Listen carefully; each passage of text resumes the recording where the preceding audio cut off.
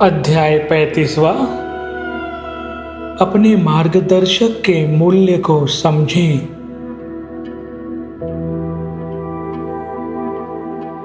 मेरे 10 साल की भांजी अपने माता पिता के साथ शिरडी साईं बाबा के मंदिर गई थी। उसने भव्य मंदिर को देखा और बहुत खुश हुई। कुछ समय बाद वह छुट्टियों में हमारे घर आई। उस समय एक पुरानी फिल्म शिरडी के साईं बाबा टीवी पर आ रही थी। उस फिल्म में साईं बाबा के जीवन और उनकी शिक्षा को दर्शाया गया है। मेरी भांजी ने पूरी तन्मयता के साथ उस फिल्म को देखा। फिल्म समाप्त हो जाने के बाद उसने मुझसे पूछा, क्या ये वही शिरडी के साईं बाबा हैं जिनके दर्शन हमने कुछ समय पहले किए थे? मैंने हाँ में जवाब दिया। उसने फिर से मुझसे पूछा, यह कैसे संभव है? ये वही साईं बाबा कैसे हो सकते हैं? मैंने उससे पूछा कि उसे ऐसा क्यों लग रहा है? ये साईं बाबा जो फिल्म में दर्शाया गया है वही क्यों नहीं हो सकते? उसने जवाब दिया, क्योंकि उनका मंदिर तो इतना भव्य था, वहां पर अपार प्रसाद था और इसके अलावा सोना चांदी और बहुत कुछ था। मैंने अखबार में यह पढ़ा भी है कि भक्त बहुत सारा धन भी दान करते हैं, परंतु इस फिल्म में तो साईं बाबा को एक फकीर दिखाया है। उनके पास तो ठीक तरह से रहने के लिए जगह भी नहीं थी। वे तो भिक्षा मांगकर खाते थे। मैंने मुस्कुराते हुए सिर हिलाया, क्योंकि उसकी सभी टिप्पणियां सही थी।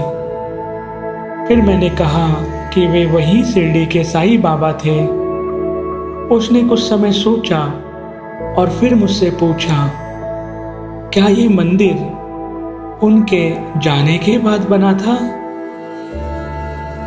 मैंने उसे बताया, हाँ, यह सब दान और मंदिर का निर्माण उनके पृथ्वी से चले जाने के बाद ही हुआ है। उसने पूछा, तो क्या इसका अर्थ यह है कि लोगों को दैविकता और उसके अवतार के बारे में तभी पता चलता है जब वे पृथ्वी से चले जाते हैं? मेरे पास इस प्रश्न का कोई उत्तर नहीं था। जब दैविकता मानव स्वरूप में इस पृथ्वी पर आती है, तब लोग उन्हें अनुभव क्यों नहीं करते हैं? लोग यह क्यों नहीं समझते कि यह दैविकता है जो मानव स्वरूप में धरती पर अपने बच्चों को, अपने भक्तों को आशीर्वाद देने के लिए ही अवतरित होती है? दैविकता मानव स्वरूप इसलिए धारण करती है ताकि उसके प्रिय बच्चे जो अपने वास्तविक घर का रास्ता भूल चुके हैं, उन्हें फिर से अपने घर लौटने का मार्ग दिखा सके। फिर भी हम इस भौतिक संसार में इतने उलझे हैं कि दैविकता हमारे सामने बैठी होती है, परंतु हम उसे पहचान भी नहीं पाते हैं। मेरे पास उस समय कोई भी उत्तर ना था। फिर भी वही प्रश्न आज भी गूंजता है। तो क्या इसका अर्थ है कि लोगों को दैविकता और उसके अवतार के बारे में तभी पता चलता है जब वे इस पृथ्वी से चले जाते हैं?